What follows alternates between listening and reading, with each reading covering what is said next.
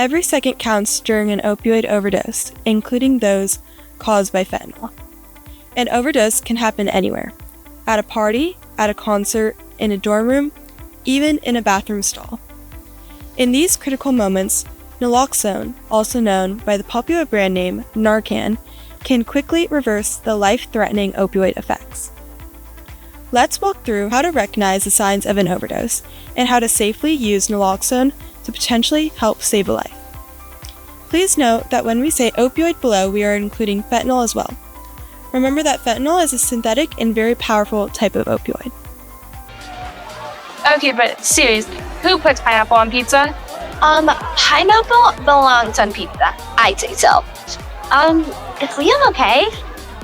Liam, can you hear me? If you're worried that someone may be experiencing an opioid overdose, you should keep an eye out for a handful of symptoms. These symptoms include slow, shallow, or lack of breathing, unconsciousness or unresponsiveness, pale and clammy skin, discolored nails or lips, pinpoint pupils, snoring, gurgling, or choking sounds, a limp body, or a slow or non-existent heartbeat. Let's quickly talk about some ways you can specifically check for some of the symptoms listed on the screen. To check if someone is breathing, place your hand near their nose or mouth and feel for air movement. To determine if a person is unconscious or unresponsive, rub your knuckles firmly on the center of their chest bone or squeeze their earlobes to see if they react. You can also test for limpness by gently lifting one of their arms. If it drops quickly when released, their body is likely unresponsive. To check one's pulse, place the tips of your index and middle fingers on the pulse point, either on the inside of the wrist or on the side of the neck just below the jawbone. Count the beats you feel for 15 seconds. Fewer than 15 beats in that time indicates a low pulse rate. If you notice any of these symptoms, there's a strong possibility that the person is experiencing an opioid or fentanyl overdose. He's not responding. Neither is he breathing, and his skin feels cold. Could it be an overdose from an opioid like fentanyl, cannabis, another drug? Did he take something? I didn't see him take anything. I just saw him drink. But I don't know. Maybe he drank a lot? If you're unsure whether it's truly an overdose, don't worry. You can still administer naloxone, just in case. Naloxone is harmless even if given to someone who turns out not to be overdosing. This means that when in doubt, always use naloxone. It can save a life. He looks pretty bad. I had naloxone in my bag, and I feel like we should just use it just in case. You had naloxone? Yeah, I got it from the public health clinic a couple blocks from school. Oh. Hey Jess, while I did the naloxone, you call 911. Okay, but wait, we've been drinking all night. If we call 911, won't we get arrested? No, we're just trying to help, so when we call, we won't get in trouble. Are you sure? Yes, there are laws in our state that protect us from getting in trouble since we're just trying to do the right thing.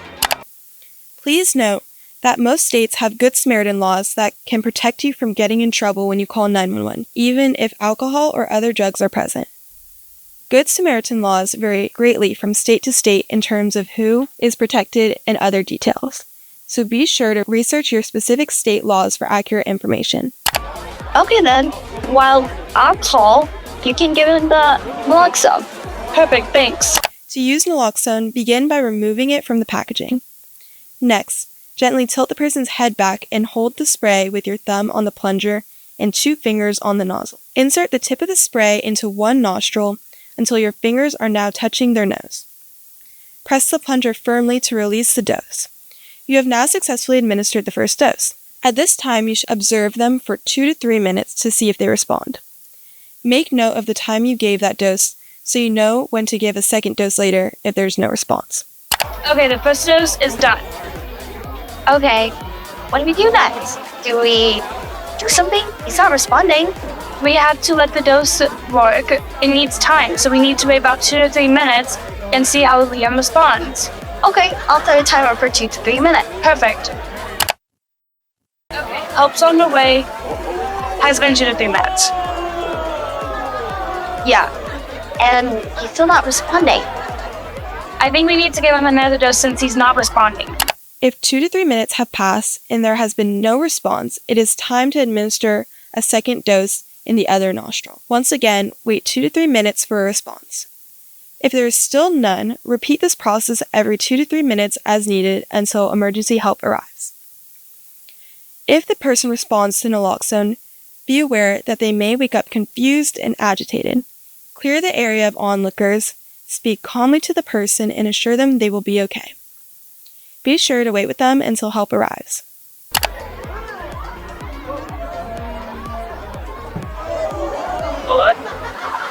You got a cold, man. We can give you naloxone. Yeah, but don't worry, help's on the way, so just stay still. Opioid or fentanyl overdoses can happen quickly and unexpectedly. That's why it's critical to always carry naloxone. Recognize the signs and act immediately. Remember, it's always a good idea to carry naloxone or Narcan to be prepared to act. You cannot hurt someone by giving naloxone. You're protected under Good Samaritan laws in most states when calling for emergency assistance. Naloxone is only a temporary fix. Anyone who experiences an overdose will need professional medical attention. Naloxone is not the end. Call 911 and help a friend. And the most important thing, don't hesitate. You could save someone's life. To find naloxone near you, you can scan the QR code on the screen. In general, naloxone is often found in bars, health centers, and on school campuses. For more information, you can go to the Reach Lab website or to our Drug Prevention Toolkit.